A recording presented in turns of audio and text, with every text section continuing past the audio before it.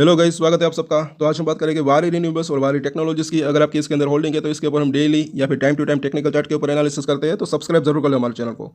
दोनों के दोनों ओवरसोल्ड हो चुके हैं। सपोर्ट एरिया अब जो है पास ही दिख रहा है, जल्दी बाउंस बैक की संभावना रह सकती है।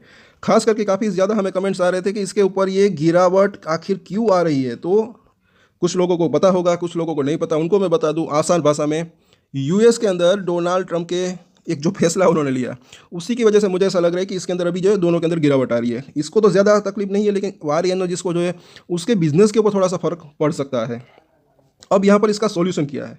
देखिए, वो खबर तो ज़्यादातर लोगों को पता होगी, लेकिन उसका सॉल्यूशन देखिए ये हो सकता है कि अब ये कंपनी को मुझे ऐसा लग रहा है कि कुछ ना कुछ उसका सॉल्यूशन निकलना पड़ेगा। और ये हो सकता है, ज़्यादातर कई बार ऐसा होता है कि जब विदेश से जुड़े कारोबार होते हैं तो वहाँ की अगर रणनीतियाँ बदलती है तो कंपनी के बिजनेस के ऊपर प्रभाव पड़ सकता है। और इसका अच्छा खासा बिजनेस यूएस के जो है वहाँ पर है।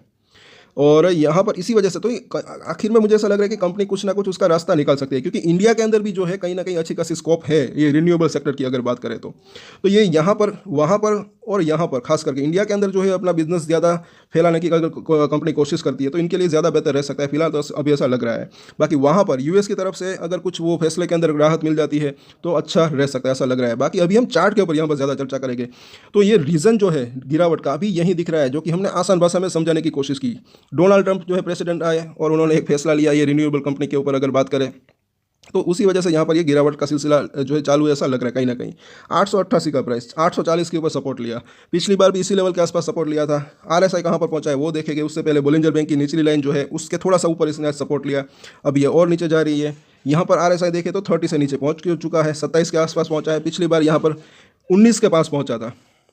तो ओवरऑल अगर देखें तो ओवरसोल्ड होने के बाद भी कहाँ कहाँ तक जा सकता है वो अगर हम देखें तो यहाँ पर अभी दो सपोर्ट इसके दिख रहे हैं। एक तो 850 के आसपास, जो कि आज ही उस लेवल के आसपास सपोर्ट लिया, और उसके बाद 800 रुपये के आसपास का जोन, इस लेवल के आसपास से भी बाउंस बैक आ सकता है। तो ये दो सपोर्ट इसके दिख रहे हैं। तो अगर किसी को बाइंग करनी है तो इन दो लेवल के ऊपर नज़र रख सकते हैं। चाहे तो दो भागों में खरीदते हैं तो भी अच्छा रह सकता है। अगर कोई खरीदना चाहता है तब की बात है। फॉर एग्जांपल किसी को 10 शेयर खरीदने हैं तो 5-5 करके इस तरीके से खरीद सकते हैं।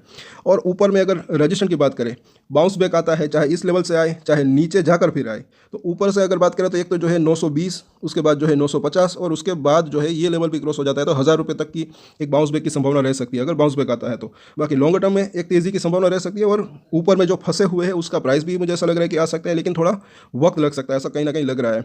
जब तक ये मामला सॉर्ट आउट नहीं होता और या फिर ये कंपनी के हाथ में है, और ये कंपनी मुझे ऐसा लग रहा है कि कैपेबल है यहाँ पर अपने बिजनेस का कुछ अगर स्कोप वो देती मतलब कि ढूंढने में कामयाब रहती है तो इनके लिए अच्छा रह सकता है, कहीं ना कहीं ऐसा लग रहा है।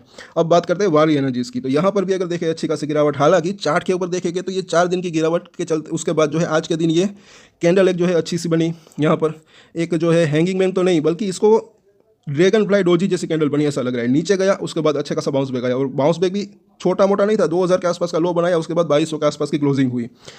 तो एक रिवर्सल का साइन हो सकता है, लेकिन इसका एक मीनिंग क्या है वो हम देखें, डेफिनेशन देखेंगे पहले तो। और यहाँ पर देखें बोलिंजर बैंक की लाइन को तोड़कर नीचे आया था, फिर ऊपर आया। और आरएसआई अगर देखेंगे तो 28 के आसपास पहुँच चुका है ऑलरेडी।